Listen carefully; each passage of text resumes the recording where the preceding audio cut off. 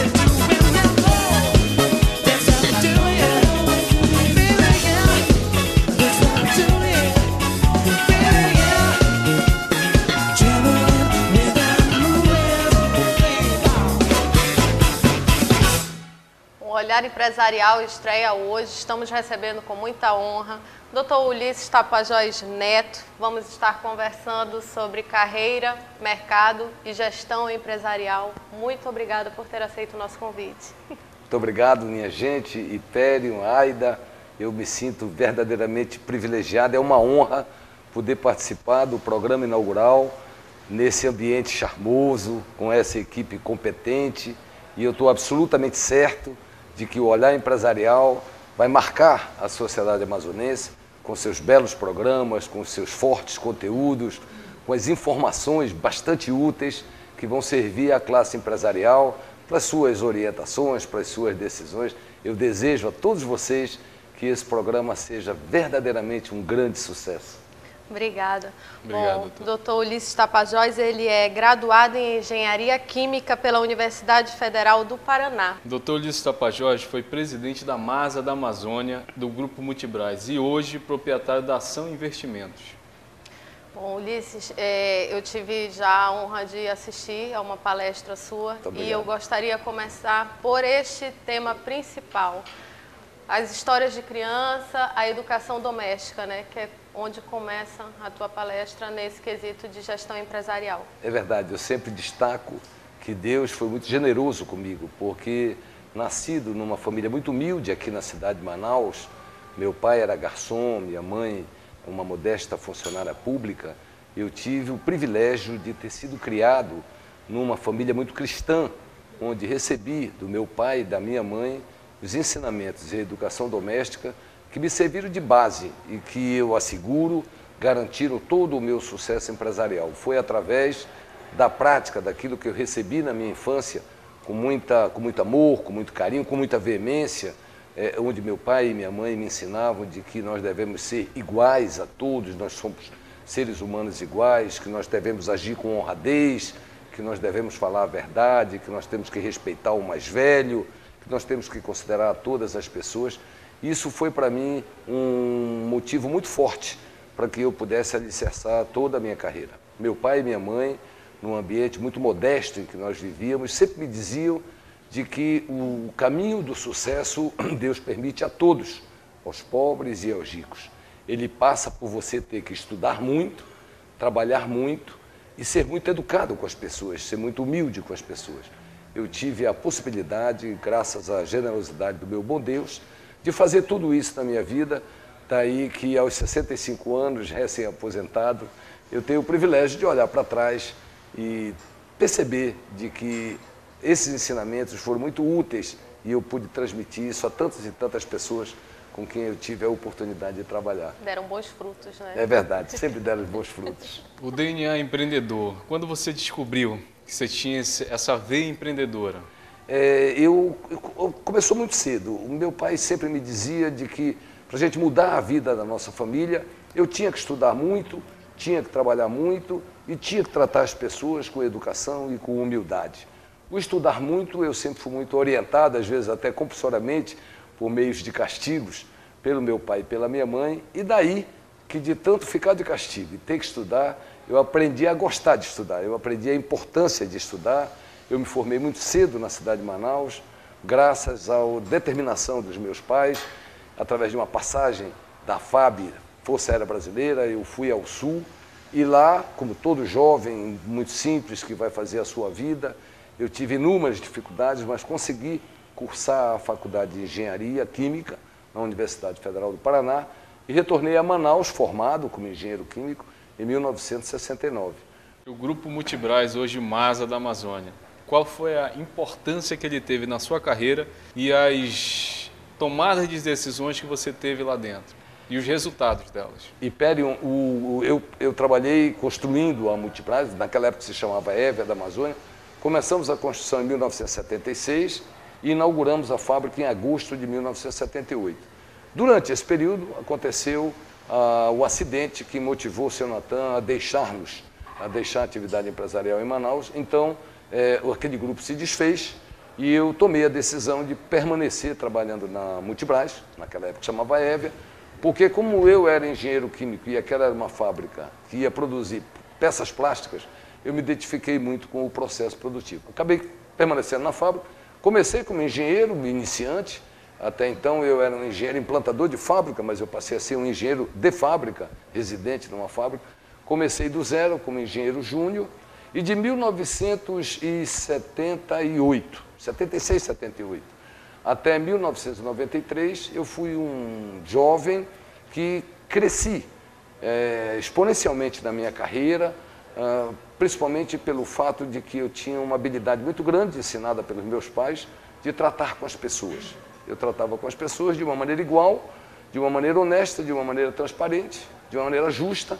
Isso fazia com que as pessoas me aceitassem muito bem, as equipes conseguiam bons resultados, aqueles resultados eram notados pela corporação e eu progressivamente fui sendo promovido.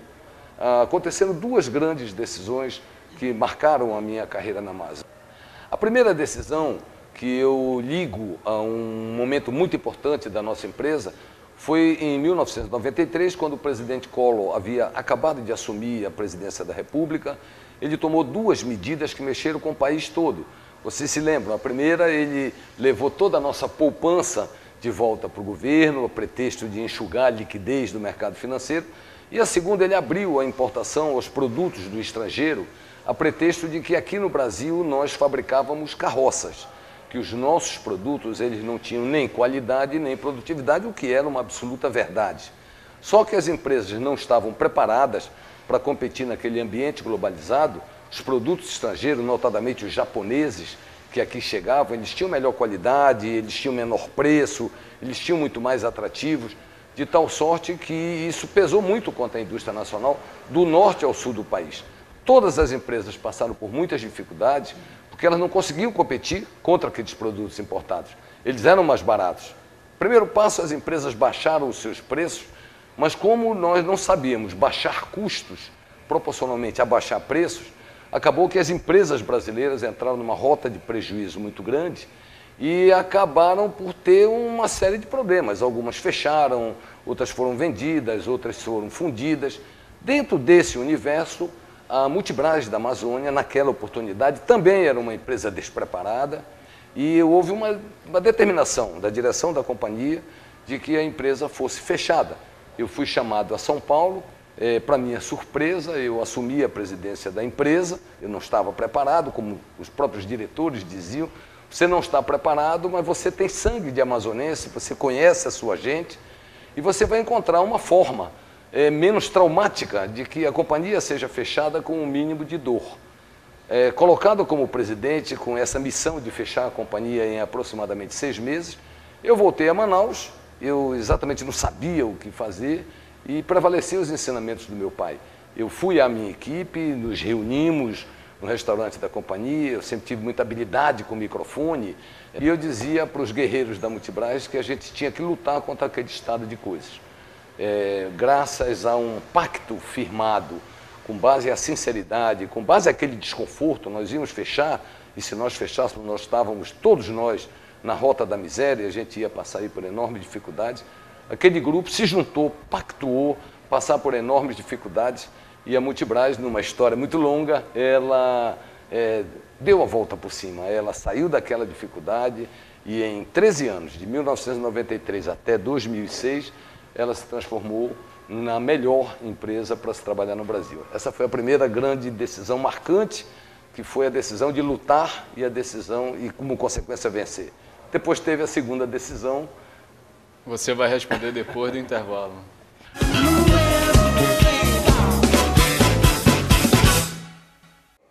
Voltamos com o Seu Olhar Empresarial e temos a honra de receber Ulisses Tapajós, um grande empreendedor na cidade de Manaus. E eu deixei uma pergunta, qual é o segundo desafio que a Masa teve que tomar? Nesse processo de nos tornarmos a melhor empresa para se trabalhar no Brasil, aconteceu a segunda decisão. Em 2003, quando pela primeira vez nós entramos no ranking da revista Exame, isso foi para confirmar um sonho que tinha sido colocado em 93, de que mesmo na dificuldade, mesmo com a ameaça de fechar, se nós quiséssemos, se nós acreditássemos no nosso potencial, no nosso valor, na nossa energia, nós podíamos ser uma das melhores empresas de Manaus. Fomos à revista Exame, nos inscrevemos no ranking, na intenção de, se aparecermos no ranking e não aparece ninguém de Manaus já na nossa frente, nós somos a melhor empresa para trabalhar em Manaus. Fomos ao ranking e entramos no ranking da revista Exame em 2003, na posição de número 94, no universo de 100 empresas.